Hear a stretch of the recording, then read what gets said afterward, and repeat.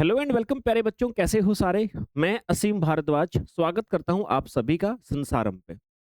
Rajasthan set exam life science विषय से बच्चे आप इस बार देने जा रहे हैं। तो ये सेशन जो आप देख रहे हैं इसका उद्देश्य सिर्फ और सिर्फ आज से लेकर के आपके एग्जाम तक में जितना समय बचा हुआ है उस समय का हम सर अपने सिलेबस के हिसाब से कैसे बेटर यूटिलाइज करके अपना सिलेक्शन सर निश्चित कर सकते हैं। इसी विषय के ऊपर सेशन रहेगा जिसके अंदर मैं आपको आपके सिलेबस में क्या पूछे जाने वाला है, एग्जाम के अंदर आपके जो क्वेश्चंस पूछे जाते हैं बच्चे किस टोन में आपसे क्वेश्चंस पूछे जाएंगे, किस लेवल पे आपको कंसेप्टों को तैयार करना और क्या क्या कंसेप्ट आपके होने वाले हैं। कंप्लीट ये स्ट्रेटजी मैं आपका आज डिस्कस करूंगा बच्चे। और जो कह सकते हैं ना आप लोग कि एक व्यक्ति 10 बार किसी चीज़ पे प्रहार करता है तब वो काम हो पाता है, और एक व्यक्ति 3 बार प्रहार करके भी उस काम को कर देता है बच्चे। इसी को हम स्मार्ट वर्क कहते हैं। और बेटा आज के समय पे आज के प्रीवियस में सबसे ज़्यादा हमें इसकी आवश्यकता है, क्योंकि कोई भी एस्पिरेंट ऐसा नहीं होता है कि जो साल 2 साल पहले ही लग जाता है तैयारी करने के लिए। सभी एस्पिरेंट फॉर्म आने के आसपास तैयारी करना शुरू करते हैं और कुछ ही महीनों के अंदर एग्जाम हो जाता है। तो बेटा हमारे साथ भी सिचुएशन कुछ ऐसी ही है। तो आज आज ये सारे के सारे बच्चे शुरुआत करते हैं अपने लाइफ साइंस विषय से। कैसे आप लोग हिट करोगे, प्रहार करोगे अपने एग्जाम के ऊपर। देखो बेटा, अगर मैं बात करूं सर कि हमें टारगेट क्या करना है, भैया आप कहोगे सर ये हमारे राजस्थान सेट का एग्जाम की बात आप लोग कर रहे हो और सर लाइफ साइंस विषय से हमें देना है। भाई लाइफ साइंस विषय से आपको देना है ना, तो एक बात तो बिल्कुल क्लियर सी है कि आपके एग्जाम के अंदर लाइफ साइंस तो पूछी ही जाएगी। अब कहोगे सर ये लाइफ साइंस सब्जेक्ट ये क्या होता है सर, हमने तो क्वालिफिकेशन में पढ़ा नहीं। देखो बेटा, आप लोग कोई जूलॉजी से करके आया होगा अपनी मास्टर डिग्री, है ना। कोई माइक्रोटेक से करके आया होगा, कोई माइक्रोबायोलॉजी से करके आया, कोई बॉटनी से करके आया होगा बच्चे। बहुत सारे सब्जेक्ट होंगे, कोई बायोकेमिस्ट्री से किया होगा। आप सबने अलग अलग सब्जेक्ट से किया होगा। तो लेकिन बायोलॉजी जो सब्जेक्ट है ना, बायोलॉजी सब्जेक्ट के अंतर्गत जितने भी सब्जेक्ट्स आते हैं वो लिस्ट आपकी दी होती है। उनमें से आपने किसी विषय से किया है तो आपको जो सेट का एग्जाम है बच्चे वो लाइफ साइंस से देना होता है। तो आपके एग्जाम में डेफिनेटली लाइफ साइंस तो आनी ही आनी है। और लाइफ साइंस जो आपके एग्जाम में पूछी जाएगी, इसकी बेटा 13 यूनिट आपकी आने वाली है। 13 यूनिट आपके पेपर में पूछी जाने वाली है। और इन्हीं 13 यूनिट से आपका एग्जाम के अंदर क्वेश्चन पूछे जाएंगे। ठीक है सर। अब ये 13 यूनिट आप एक बात ध्यान रखिएगा, इस 13 यूनिट के अंदर आपकी बायोकेमिस्ट्री के भी यूनिट्स हैं कुछ, बायोफिजिक्स के भी टॉपिक्स हैं कुछ, माइक्रोटेक के भी हैं, बायोटेक के भी क्वेश्चंस हैं कुछ इसमें, प्लांट फिजियोलॉजी के भी हैं, एनिमल फिजियोलॉजी के, मतलब सब वैरायटी वाले टॉपिक्स इसके अंदर डाले हुए हैं। कुल मिला के अगर मैं एक बार आपको डिक्टेट करूं कि 13 यूनिट आपकी कौन कौन सी हैं, तो बेटा देखो, पहली यूनिट आपकी जो रहने वाली है वो होगी मोलिक्यूल्स एंड देयर इंटरेक्शन, अणु और उनकी परस्पर क्रियाएं। ये बायोकेमिस्ट्री का एक टॉपिक होता है। इसमें छोटे-छोटे बहुत सारे टॉपिक आएँगे। दूसरी यूनिट बच्चे आपकी रहेगी सेलुलर ऑर्गेनाइजेशन, कोशिकीय संगठन के नाम से आप जिसको बोलते हो। तीसरी यूनिट बेटा आपकी आने वाली है फंडामेंटल प्रोसेस, मूलभूत क्रियाएँ, यानी आपके डीएनए, आरएनए, प्रोटीन सिंथेसिस से लेकर के बहुत सारी छोटी-छोटी प्रोसेस आएँगी बच्चे और बहुत इंपॉर्टेंट है। चौथी यूनिट जो आपके द मोस्ट इंपॉर्टेंट वो है बच्चे cell communication and cell signaling. मतलब इस यूनिट के बिना हमारी बहुत सारी दूसरी यूनिट समझ में आने में समस्या होती है, सबसे पहले कवर करनी होती है। Cell communication and cell signaling, कोशिका संकेतन एंड कोशिका संचारण बोल सकते हो। पांचवी यूनिट बच्चे आपके पास आएगी डेवलपमेंट बायोलॉजी या परिवर्धनीय जैविकी के नाम से जिसको हम जानते हैं। छठी यूनिट बच्चे आपकी रहने वाली है प्लांट फिजियोलॉजी। सातवीं यूनिट आपकी आएगी एनिमल फिजियोलॉजी, यानी जंतु कार्य के हमारी बॉडी, जंतुओं की बॉडी के सिस्टम पढ़ना अलग अलग। फिर बच्चे आठवीं यूनिट आपकी होगी इनहेरिटेंस बायोलॉजी के नाम से। यूनिट नंबर 9 आपकी जो आएगी लाइफ साइंस में, वो बच्चे आपकी डाइवर्सिटी ऑफ लिविंग ऑर्गेनिज्म, यानी क्लासिफिकेशन आपने पहले छोटे लेवल पे पढ़ा होगा, अब थोड़े बड़े लेवल पे आएगी वो। 10वीं यूनिट आएगी बच्चे आपकी इकोलॉजिकल प्रिंसिपल, हमारी पारिस्थितिकी से जुड़ी हुई यूनिट। 11वीं बच्चे आपकी आएगी इवोल्यूशन एंड बिहेवियर, विकास एवं व्यवहार, बहुत इंटरेस्टिंग यूनिट है बच्चे आपकी। 11वीं आएगी आपकी अप्लाइड बायोलॉजी। और 13 नंबर आएगी बच्चे आपकी मेथड्स इन बायोलॉजी, यानी जीव विज्ञान के अंदर विधियां जिसको हम बोलते हैं। ये 13 यूनिट है बच्चे। अगर आपने नाम सुना हो मेरे से तो इतना समझ गए होंगे आप सभी कि सर इसके अंदर biochemistry, biophysics, Microtek, biotech, animal आपकी जो जूलॉजी, बोटनी, सबके यूनिट्स मिली हुई हैं। इन सब से मिलकर के बनता है हमारा लाइफ साइंस का सिलेबस। अब आपने मास्टर डिग्री किसी भी सब्जेक्ट से करी हो, अब आपको ये सब का हिस्सा अपने सिलेबस में पढ़ना पड़ेगा। ठीक है सर। नॉर्मली और दूसरा बच्चे आपके पेपर में आप लाइफ साइंस से बनने जाओगे ना, तो एक आपका जनरल एप्टीट्यूड के नाम से एक पेपर यानी एक हिस्सा होता है आपके पेपर का। और ये जनरल एप्टीट्यूड जो होता है ना, इसमें 10 यूनिट आपके आने वाली हैं जो कि बेसिक रहेंगी। 10 यूनिट आपके आने वाली हैं जो कि बेसिक बेसिक से मेरा मतलब ये है कि आपके सामान्य जीवन के किसी न किसी हिस्से से जुड़ी हुई यूनिट होती हैं बच्चे। यानी ये जो जनरल एप्टीट्यूड का जो सेक्शन दिया जाता है ना, आप ऐसा समझिए कि भाई टोटल अगर वेटेज की बात करूं, मैंने कहा 10 यूनिट आती हैं। अब ये 10 यूनिट में क्या पूछा जाएगा? मैं आज भी कहता हूं आपसे कि 10 यूनिट में से जितने भी क्वेश्चन आता है भी बताऊंगा आपको। आप लगभग लगभग 40% क्वेश्चन बिना तैयारी के भी कर दोगे, ऐसे क्वेश्चन आते हैं इसमें। एग्जाम में आप जाओगे देने के लिए तो आपको 40% तो अभी भी तैयारी आपकी मिलेगी बिना कुछ किए भी, ऐसे बताता हूँ, ऐसे क्वेश्चन होते हैं। लेकिन आपको अब 40% से सिलेक्शन नहीं होगा, अब आपको 30% और बढ़ाना पड़ेगा ताकि यहाँ पर लोड कम हो जाए हमारा। तो इसके लिए थोड़ी बहुत प्रैक्टिस चाहिएगी और एग्जाम ओरिएंटेड कंटेंट आपको चाहिएगा बच्चे। बताऊंगा कहाँ से कैसे करेंगे सारी चीजें। ये 10 यूनिट में आपको एक बार बताऊं ना कि क्या-क्या आता है। तो देखो भाई, इन 10 यूनिट के अंदर क्या-क्या आएगा सर? एक तो आएगा आपका टीचिंग एप्टीट्यूड। सर ये टीचिंग एप्टीट्यूड का मतलब क्या होता है? इसका मतलब बच्चे जो पेडागोजी होता है ना, जैसा वैसा ही सब्जेक्ट होता है। टीचिंग एप्टीट्यूड से क्वेश्चन आएंगे बच्चे। एक आपका रिसर्च एप्टीट्यूड आएगा सर। रिसर्च एप्टीट्यूड के बाद में बच्चे फिर एक आपका आएगा कॉम्प्रीहेंशन। कॉम्प्रीहेंशन का मतलब पैराग्राफ दिया जाएगा, उसी में से आपको 5 क्वेश्चन के आंसर देने होते हैं। फिर बच्चे एक यूनिट आपकी आएगी कम्युनिकेशन से। कम्युनिकेशन मतलब संप्रेषण, यानी हमारी जो वार्तालाप होती है वो आपके कॉर्पोरेट लेवल पे, दैनिक जीवन में, ग्राम पंचायत की, ग्राम सभा की, जैसी भी चीजें होती हैं वो पूरा आपको ए टू जेड चीजें पढ़नी होती है। कम्युनिकेशन के कितने टाइप वगैरह कैसे हो सकते हैं। फिर बच्चे उसके बाद आएगी लॉजिकल रीजनिंग, ये सारे बच्चे जानते हो। एक मैथमेटिकल रीजनिंग आएगा, ये भी अलग यूनिट होगा इसके अंदर। इन सब के बाद फिर डाटा इंटरप्रिटेशन, जिसके अंदर पाई चार्ट, ग्राफ, हिस्टोग्राम वगैरह है ना, सिंगल डबल, वो सारे आएंगे बच्चे। डीआई के बाद फिर एक यूनिट बनती है आपकी आईसीटी, ये कंप्यूटर के जो क्वेश्चंस आपसे पूछे जाते हैं। इसके बाद फिर पीपल, एनवायरनमेंट, और एक बच्चे आपके आएगी फिर हायर एजुकेशन। ये पीपल एनवायरनमेंट मतलब पर्यावरण से जुड़ी हुई और हमसे जुड़ी हुई चीजें रहती हैं। ये हमारा जो अभी अपडेटेड एजुकेशन सिस्टम है उसके ऊपर बच्चे। कुल मिलाकर के 1 2 3 4 5 6 7 8 9 10, ये 10 यूनिट है बच्चे। आपने देख लिया होगा, समझने में कोई कठिनाई नहीं होती है, बस एक बार आपको एग्जाम ओरिएंटेड कंटेंट करना होता है। तो भाई ये कुल मिलाकर के आप ऐसा मान लो, तुम्हारा राजस्थान सेट का अगर पूरा पेपर है ना, तो पूरे पेपर में से, पूरे पेपर को मैं अगर ये मानूं कि 4 हिस्सों में पूरा पेपर बटा हुआ है, सपोज करो, वैसे 2 हिस्सों में बटा होता है, मैं बोलूं कि 4 इक्वल पार्ट में बांट दो ना, तो ऐसे बोल दो कि 3 हिस्सों में तो लाइफ साइंस सब्जेक्ट तुम्हारा होगा और एक हिस्से में ये होगा। यानी मेरा कहने का मतलब है कि 200 क्वेश्चन तुम्हारे पेपर में हैं, तो 200 में से 50 क्वेश्चन जो है ना वो ये 10 यूनिट में से आएंगे, और बच्चे 150 क्वेश्चन जो हैं वो इसमें से आएंगे। मैं जस्ट आपको एक समझा रहा हूँ एग्जाम्पल के तौर पे। तुम्हारे एग्जाम में सामान्यतः 150 क्वेश्चन आते हैं, 150 क्वेश्चन आते हैं। 150 क्वेश्चन में से 50 क्वेश्चन ये आपके जनरल एप्टीट्यूड से पूछे जाते हैं। 100 क्वेश्चन बच्चे आपके यहाँ से पूछे जाते हैं लाइफ साइंस से। 150 क्वेश्चन होते, 2 नंबर का एक क्वेश्चन होता है। ये तो मैंने एग्जाम्पल के लिए कहा था कि भाई अगर 200 क्वेश्चन का होगा तो लगभग ये क्राइटेरिया रहता है। और बच्चे आपका 150 नंबर का, वैसे एक्चुअली मैं देखूं तो 150 नंबर का आपका पेपर होता है, जिसमें 50 क्वेश्चन जनरल एप्टीट्यूड के होते हैं, 100 क्वेश्चन आपके लाइफ साइंस के पूछे जाते हैं। एग्जैक्टली यही रहता है आपका। और आपका नहीं, किसी भी राज्य का आप देखोगे सेट एग्जाम का जो क्राइटेरिया है, जैसे आपका राजस्थान हो गया, मध्य प्रदेश हो गया, छत्तीसगढ़ हो गया, सभी के अंदर यही क्राइटेरिया रहता है, यही सिलेबस रहता है बच्चे। समझ में आ गई होगी बात। अब सर हम क्या करें, किस प्रकार से सर हम अपने आप को तैयार करें? तो देखो मेरे भाई, अब यार एक एग्जाम होता है नेट का एग्जाम। अब कहोगे सर नेट पे कहाँ चले गए? भाई नेट के एग्जाम में same to same life science की यही यूनिट होती है।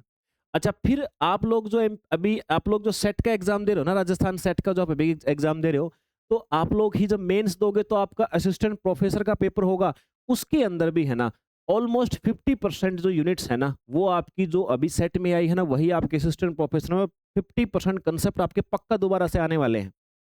यूनिट्स के नाम बदल दिए जाते हैं, लेकिन यूनिट्स के हिस्से बन बन के टॉपिक फिर से वही आएंगे आपके। 50% नया होता है, 50% आपके जब मेंस एग्जाम दोगे, मतलब जब वैकेंसी आएंगी तब आपको एक और एग्जाम देना होता है।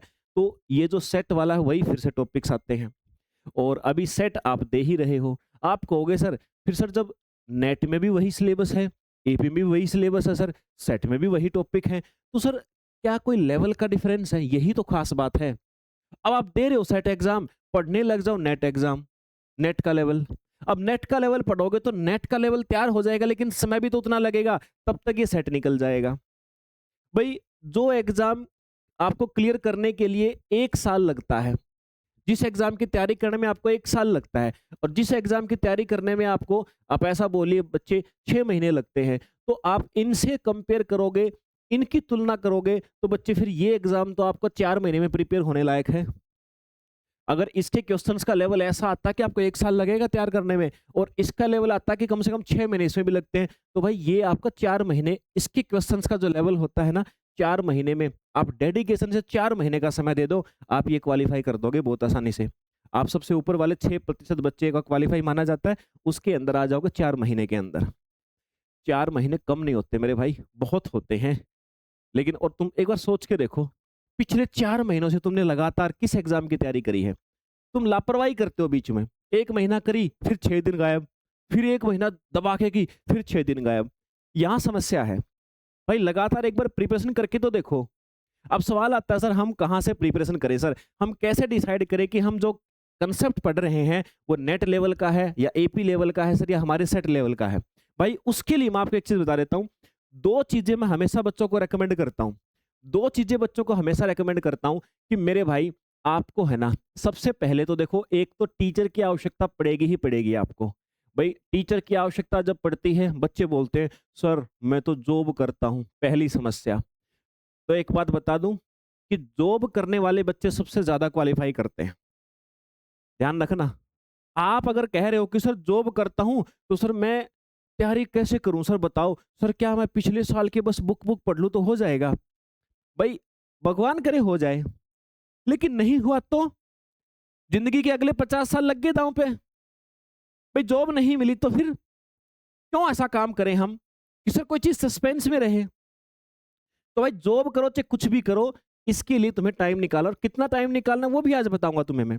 भाई जॉब करो तो ये तुम बहाना बना रहे हो, जॉब के साथ तैयारी हो सकती है और बहुत आसानी से होती है, और बहुत ज्यादा बच्चे उसी के साथ करते हैं। क्योंकि सेट वेट एग्जाम देने वाले जो बच्चे हैं ना, मोस्टली यार जॉब वाले ही होते हैं, या तो स्कूल में पढ़ा रहे होते हैं या कोई दूसरी प्राइवेट जॉब कर रहे होते हैं, कुछ गेस्ट में लगे होते हैं।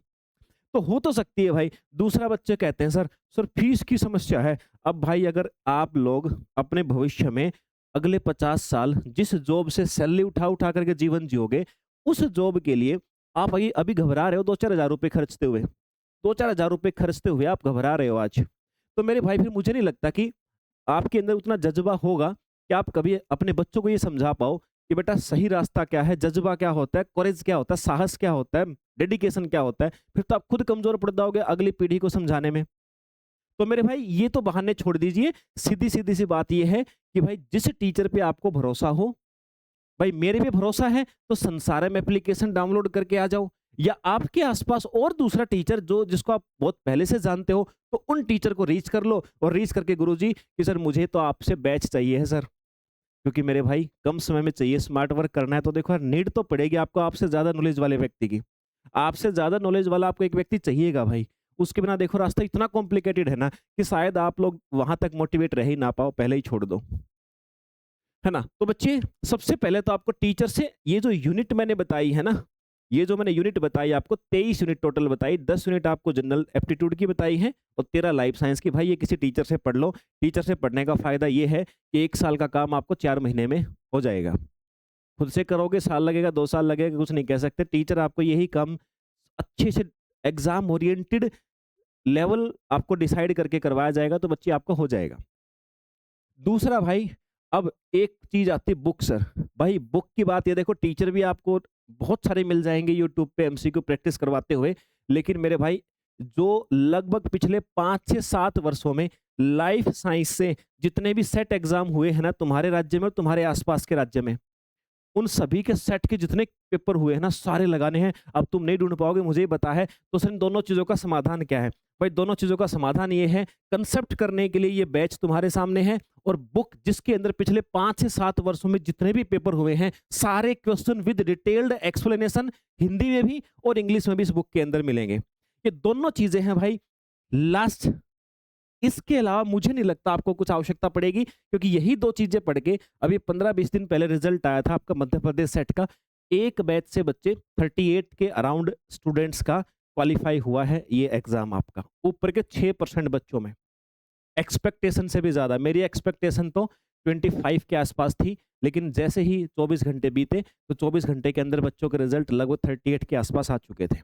और वही मैं कह रहा हूँ गारंटीड आपके भी आने वाले हैं बच्चे। करोगे कैसे? ये आपका राजस्थान सेट का बच्चे लाइफ साइंस का फाउंडेशन बैच है। इसमें लाइव लेक्चर चलते हैं और जितने लेक्चर लाइव चलते हैं वो रिकॉर्डेड फॉर्म में भी रहते हैं, हमेशा आपके पास रहते हैं। और अब बच्चों के उनमें सस्पेंस होगा, सर वैलिडिटी कितनी रहती है? तो बेटा मैं एक बात बता देता हूँ आपको, वैलिडिटी का सिनेरियो ऐसा रहता है, वैलिडिटी के लिए आप जब भी चेक करने जाओगे तो 1 साल की दिखाएगा आपको, लेकिन संसारम पे रूल है, अगर आप मेहनती बच्चे हैं, आप डेडिकेशन से पढ़ रहे हैं, तो वैलिडिटी तो आपकी बिना किसी फीस के, आपका जैसे ही 1 साल खत्म होता है, आपको ऑप्शन दिया जाता है, आप और 1 साल बढ़ा सकते हो। उसके बाद और 1 साल बढ़ा लो, कोई फीस नहीं लगती। एक बार जो शुरू में एडमिशन लिया बस वो लिया आपने, उसके बाद विदाउट एनी फीस जितना आपका मन करे 5 साल रखो बैच, 10 साल रखो, आपकी मर्जी के बिना बैच हटेगा नहीं। हट जाए दोबारा से बोलो सर और रखना है, और बढ़ा लो वैलिडिटी। तो बेटा उसकी कोई इशू नहीं है, लेकिन बस पढ़ना आपको है। पूरा सिलेबस पेपर 1 पेपर 2 दोनों चीज़ों का आपको इस बैच के अंदर करवाया जाएगा बच्चे। और नेक्स्ट चीज़ है सर बुक। तो बुक के अंदर मैंने सारे क्वेश्चन जो आपके पिछले 5 से 7 वर्षों में आपके राज्य में और आपके आसपास के राज्यों में जहाँ-जहाँ भी आए हैं, मैंने बच्चे सारे क्वेश्चन समराइज़ कर दिए हैं। और summarize in the sense collect कर दिए हैं। इसमें जो 13 यूनिट है ना, यूनिट 13 कहाँ से? यूनिट 1 टू यूनिट 13, यूनिट 1 से यूनिट 13 तक मैंने सारे क्वेश्चंस को आपके पेपर में जो आए थे ना, मैंने उनको यूनिट में बाँट दिया है सबको। और हर यूनिट में लगभग 100 क्वेश्चन हो गए हैं बच्चे। यानी कि टोटल बुक के अंदर 1300 क्वेश्चन मिलेंगे आपको। मीडियम रहेगा बुक का, हिंदी एंड इंग्लिश दोनों रहेंगे भाई। ठीक है, क्वेश्चन आपको हिंदी में मिलेगा, इंग्लिश में मिलेगा, और प्रत्येक क्वेश्चन की एक्सप्लेनेशन पूरी डिटेल में मिलेगी। मतलब आपको घर पे बुक पढ़ोगे ना तो आपको टीचर की आवश्यकता नहीं पड़ेगी। बट बेटा ध्यान रखना, दोनों चीज़ें मेरे से अगर सपोर्ट चाहिए, संसारम से आपको पढ़ना है, तो बेटा दोनों चीज़ें हैं, किसी भी एक चीज़ को नहीं छोड़ना है। या फिर आपको लगे सर नहीं मेरे पास में से लाइफ साइंस के और अध्यापक हैं जिनको आप मुझसे बेटर मानते हो, तो डेफिनेटली आप उनके पास जाइए। जहाँ पे आपको ज़्यादा भरोसा हो वहाँ पर आप लोग पढ़िए बेटा। वहाँ पढ़ोगे तो देखो फिर आप है ना मेहनत ज़्यादा कर पाओगे। तो ये आपकी पूरी स्ट्रेटजी है। लगभग मैं आपको बता देता हूँ, इस पूरे बैच के अंदर आप लोग पढ़ोगे बच्चे तो बहुत ज़्यादा नहीं, पेपर 1 के अंदर आपके 100 लेक्चर, पेपर 1 की जो 10 यूनिट है ना बच्चे, समथिंग 100 लेक्चर के अंदर कंप्लीट हो जाएगी। इससे ज़्यादा करने की आवश्यकता नहीं, समय खराब मत करना। मैं पहले ही कह रहा हूँ कि पेपर 1 जो जनरल पार्ट है उसमें आप बिना तैयारी भी जाओगे तो भी 40% पेपर करके आ जाओगे। लेकिन करना हमें और ज़्यादा है, तो सर बस 100 के अंडर में लेक्चर बहुत हैं। रही बात सर लाइफ साइंस में जो बाकी की यूनिट आपके 13 यूनिट है, भाई 13 यूनिट में आपके 250 से 300 लेक्चर मैक्सिमम मान सकते हो। 250 से 300 लेक्चर, 250 लेक्चर के आसपास आपके वो हो जाते हैं। इतना करने के बाद बस फिर आपको चाहिए बुक। बुक को लगाओ 3 बार जो मैंने बताई है आपको। कोई रोक दे तो मुझे बता देना मेरे भाई, कोई भी आपको रोक दे मुझे बता दीजिएगा।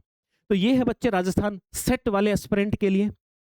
समय हमारे पास अभी पर्याप्त है, लगा दो जोर, कैलकुलेशन कर लो अपनी।